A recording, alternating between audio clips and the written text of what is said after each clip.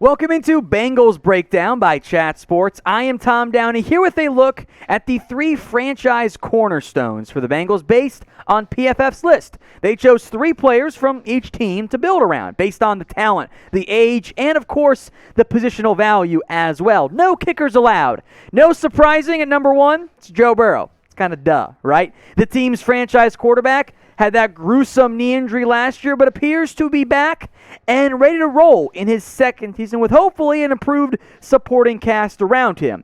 Now, Burrow did not get an entire season, but I think there were still enough of the flashes, despite not having an elite arm, but having very good accuracy with a really bad offensive line, also decimated by injuries. Burrow does at least have enough to have you have faith in that he can be the franchise quarterback for the Bengals long term. Here's what PFF wrote on him. Burrow had been sacked 32 times, second in the NFL, and hit 43 times, fourth in the NFL, at the time of his season-ending injury. It was far from an optimal situation, but he still managed to put together an impressive season, particularly in the short and intermediate ranges. Now, the Bengals' offensive line this year, if healthy, is going to be a lot better. They get Jonah Williams back, who missed a good portion of last year. Quentin Spain can start and is way better than Michael Jordan. Trey Hopkins should be back and healthy. They drafted Jackson Carman in round 2, and they signed Riley Reif.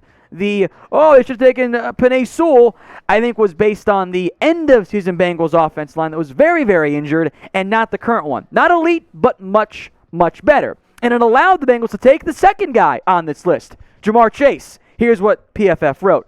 Burrow and Chase, the 5th overall selection in the 2021 NFL Draft, are the 2 most logical pieces to build around on offense. That duo combined for 14.7 yards per attempt and a 141.3 passer rating in LSU's 2019 championship season. Now, JaMarr Chase did not play last year. He opted out, I would argue wisely, because there was nothing left for JaMarr Chase to show. All it would have been was not nearly as good production because the quarterback play took a big step down in 2020 for the LSU Tigers. In 2019, though, he was the best receiver in college football. 84 grabs, 1,780 yards. He averaged over 21 yards per catch, 20 touchdowns.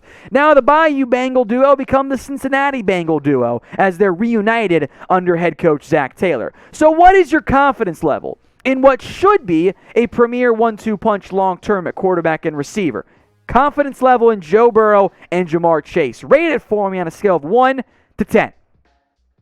The third player to build around on defense, safety Jessie Bates. And if you've watched videos before here, I'm a huge Jessie Bates fan. I love this inclusion by PFF. Here's what they wrote. Quote, Bates is one of the league's best free safeties, fresh off a 90.1 PFF grade last season. He's the star of a secondary that Cincinnati has worked to rebuild in free agency the past few seasons. Jessie Bates is my pick for the most underrated player in the NFL. He is truly a top 5 safety, and he's not number 5. He is above that right there. I absolutely adore Bates. I think he is a superstar player and is an impact free safety and a player that the Bengals, by the way, need to extend sooner than later. Bates is that good. Pay him whatever he wants right now, Cincinnati. You will not regret it.